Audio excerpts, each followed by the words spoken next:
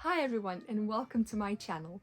Today I plan to tell you a little bit about Regency stays and also I plan to show you how I made the pair for one of my clients, and hopefully you will find it useful if you plan to make any stays yourself, or if you do not plan to make anything, you will just enjoy watching the process. So let's get started.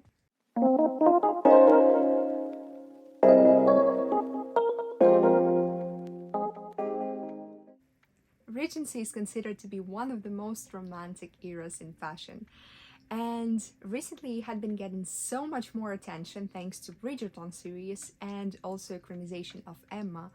But as Pride and Prejudice girlies, we've been long fangirling over that era.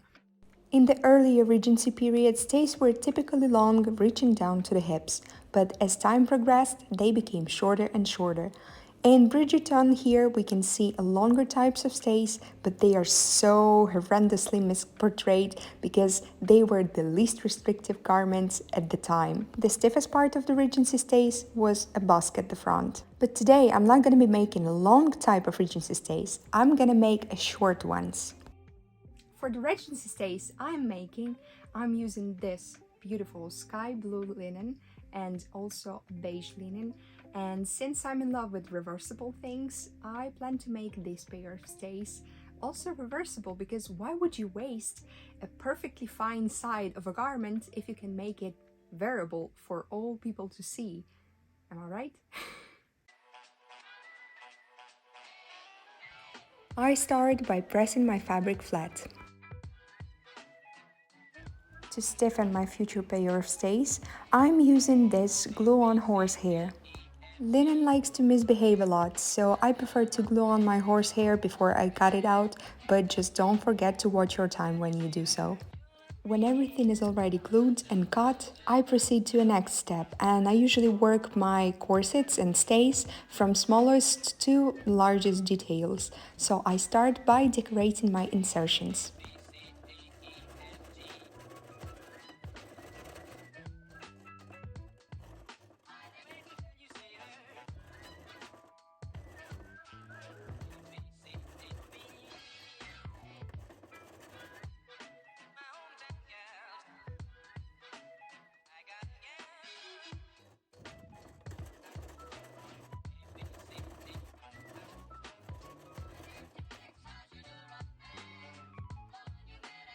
After some time and dedication, these 4 pieces are finally ready for the next step.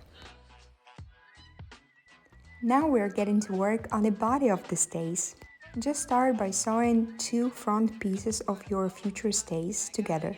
And now you have to iron it nice and flat. For me, the best way to do so is to steam your seam nicely and then just press it with a cold piece of wood or anything hard actually. If you don't have a special thing, a special instrument to do so, just use a book. It will work just as fine because I just recently bought it for me. It's not essential, you can substitute it with something else. And now, when your seam is already nice and flat, you have to stabilize it with another seam. Just sew nice and slow on the edge, take your time, there's no need to rush.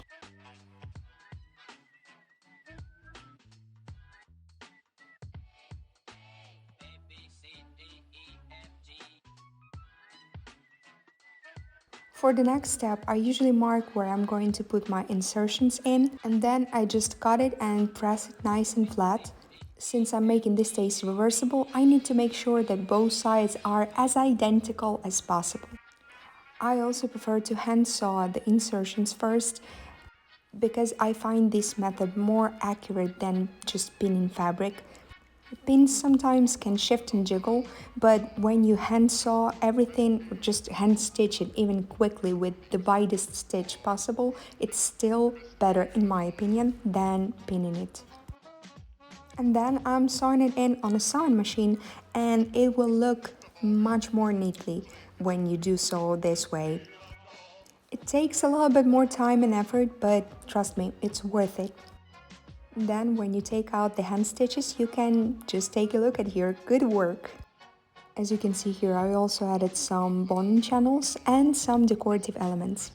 But I forgot to film it. And it's almost done. I just need to insert bones and add a bias tape. By the way, I have a small video on my channel on how to sew an invisible bias tape. But I also plan to make a new one with all of the tips and secrets that I know of regarding bias tapes. So if anyone's interested, let me know and I'll start working on it faster. When sewing on a curve, make sure to stretch your bias tape a little bit. Later on, it will help you to avoid bulking of the bias tape.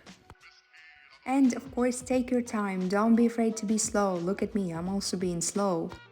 It's better to be a little bit slower during the process than just to start from zero, because you did a silly mistake. And we're getting closer to the finish line. The stays are almost done. There's a lot of hand stitching ahead for me, but for you, with some movie magic, the result will be in a couple of seconds.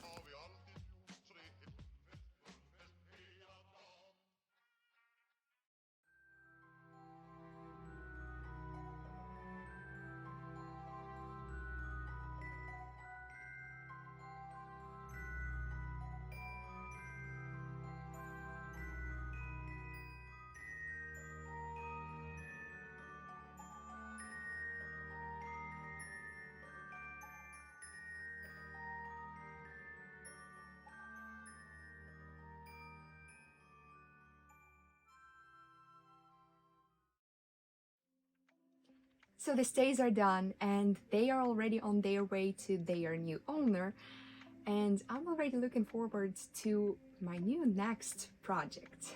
And while I'm waiting for the response from new owner, I'll be making some new cool stuff. Let me know what would you like to see me make next. For example, right now I'm working on a copy of a museum item, and hopefully you'll like it, but would you like me to make a little bit more thorough tutorials, or would you like me to make something a little bit more fashionable, or maybe something outworldly or crazy? Just let me know in the comments. I would really appreciate your feedback, because you know, I'm just starting here.